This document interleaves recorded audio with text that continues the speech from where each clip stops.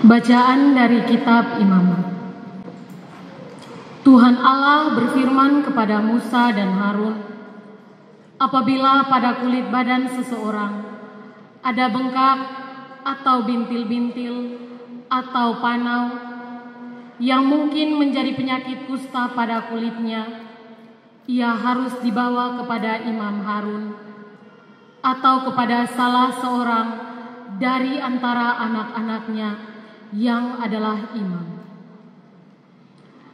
Karena orang itu sakit kusta, maka ia najis, dan imam harus menyatakan dia najis karena penyakit yang di kepalanya itu.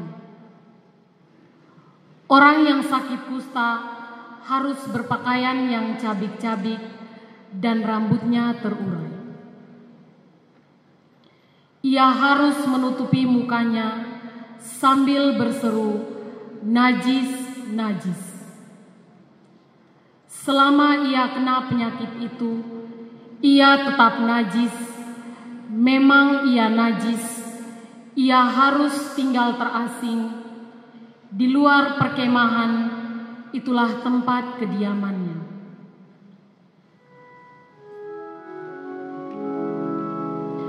Demikianlah sabda Tuhan.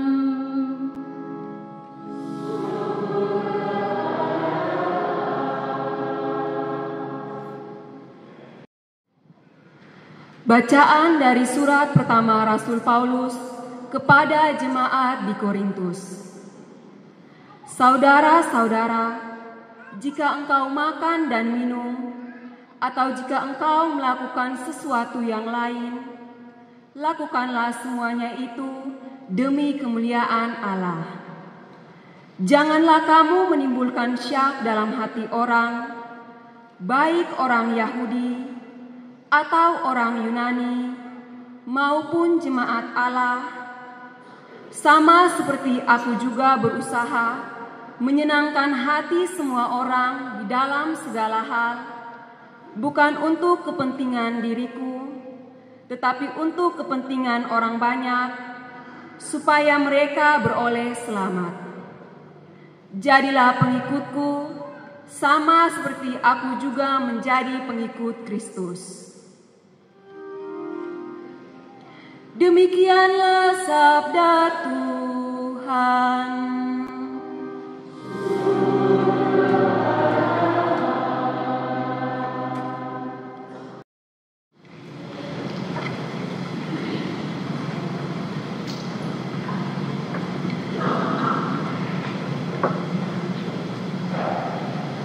Tuhan bersamamu.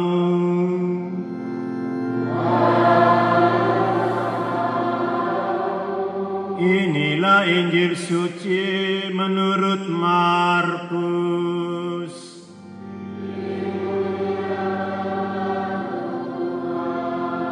Injil Markus bab 1 ayat 40 sampai dengan 45.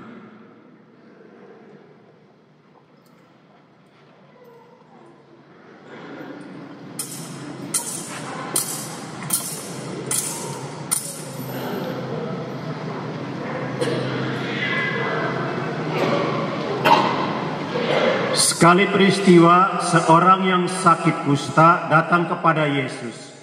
Sambil berlutut di hadapan Yesus, ia memohon bantuannya, katanya, "Kalau engkau mau, engkau dapat menyembuhkan aku." Lalu tergeraklah hati Yesus oleh belas kasihan. Ia mengulurkan tangannya, menyentuh orang itu dan berkata kepadanya, "Aku mau, jadilah engkau sembuh." Seketika itu juga lenyaplah penyakit kusta orang itu dan ia sembuh.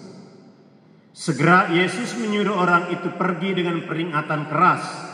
"Ingat, jangan katakan sesuatu kepada siapapun juga, tetapi pergilah, perlihatkanlah dirimu kepada imam dan bawalah persembahan untuk upacara penyucianmu yang diperintahkan oleh Musa sebagai bukti bagi mereka." Tetapi orang itu pergi memberitakan peristiwa itu dan menyebarkannya kemana-mana, sehingga Yesus tidak dapat lagi terang-terangan masuk ke dalam kota. Yesus tinggal di luar di tempat-tempat yang terpencil. Namun orang terus juga datang kepadanya dari segala penjuru.